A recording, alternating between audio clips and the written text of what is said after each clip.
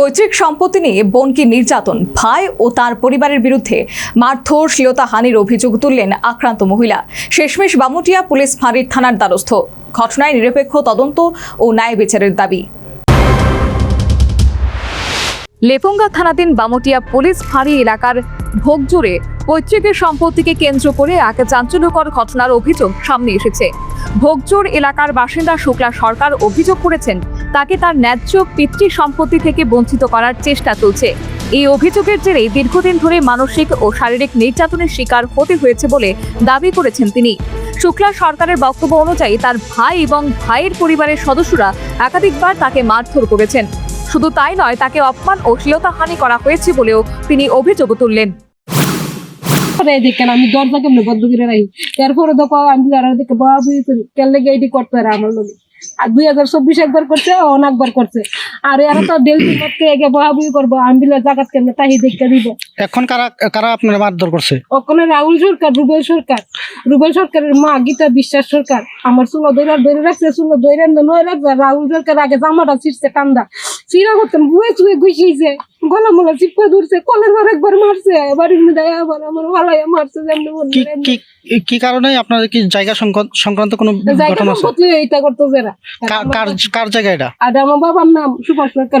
আর যারা মারধর করছে আপনারা তারা কি হয়? তারা ছেলের বউ, নাতি, ছেলের বউ। সুভাষ সরকারের ছেলে?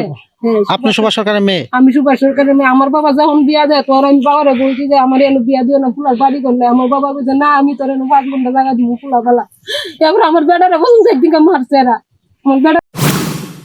পরিস্থিতি ক্রমশ অসহনীয় হয়ে উঠলে বৃহস্পতিবার তিনি বামুটিয়া পুলিশ ফাঁড়িতে গিয়ে লিখিত অভিযোগ দায়ের করেন।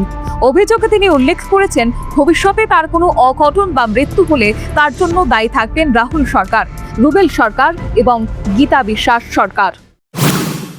তাহলে মনে করবেন উত্তম সরকার, গৌতম সরকার আর রাহুল সরকার আর রুবেল সরকারের লাগে, গীতা বিশ্বাস সরকারের লাগে, তারা ভাই বুয়াইতে লাগে, ভাই বুতাইতে লাগে আমি মরম। কারণ আমি এমন পর্যন্ত কইছি যে আমার টাকা লাগতো না, আমার কয়েকটা বছর টাউনের লেগে যে আমি জয়রা দাম গাই, আমার অত্যাচার হচ্ছে। 2 দিন পরে 2024 একবার ঘটনা করছে, ও আবার করছে। এর জ্বালা খেতে আমি বাড়ির তাও না থাকতাম না, কইলে কইতে আমি বিচার দিলে মানুষের বিচার পর্যন্ত করলে উল্টা বিচার করে আমার। পরে কেস করলে কিছু গেলে তানোর বই দেবো আয়াসি রেখে শেষ করে অর্ডার করা। তারা কিতাব হয়েছে আমার এটি কিতাব হয়েছে। আমি বলে ভাই বইতে লোক মিল্লা চলতাম। আমি কিভাবে মিল্লা চলতাম? আমার রাস্তা দেয় এনারা, আমি কিভাবে মিল্লা চলতাম? আমি রাস্তাটা আসলো একটু সেভ করলে দেখে আমি সেভ করলাই, একটু 80 দিলে আর দিকে 80 দিই এসব। এই অভিযোগের ভিত্তিতে এলাকায় যথেষ্ট চাঞ্চল্যের সৃষ্টি হয়েছে। এখন প্রশ্ন উঠছে, একজন মেয়ে কি তার পৈতৃক সম্পত্তিতে ন্যায্য অধিকার থেকে বঞ্চিত হচ্ছেন? বারবার মারধরের অভিযোগ উঠলেও আগে কেন কার্যকর পদক্ষেপ নেওয়া হলো না? একজন মহিলা যখন নিজের নিরাপত্তা নিয়ে প্রকাশ্যে আশঙ্কা প্রকাশ করছেন, তখন প্রশাসন কত দ্রুত ব্যবস্থা নেবে? স্থানীয় মানুষের একাংশের দাবি, ঘটনার নিরপেক্ষ তদন্ত করে সত্যতা যাচাই করা হোক।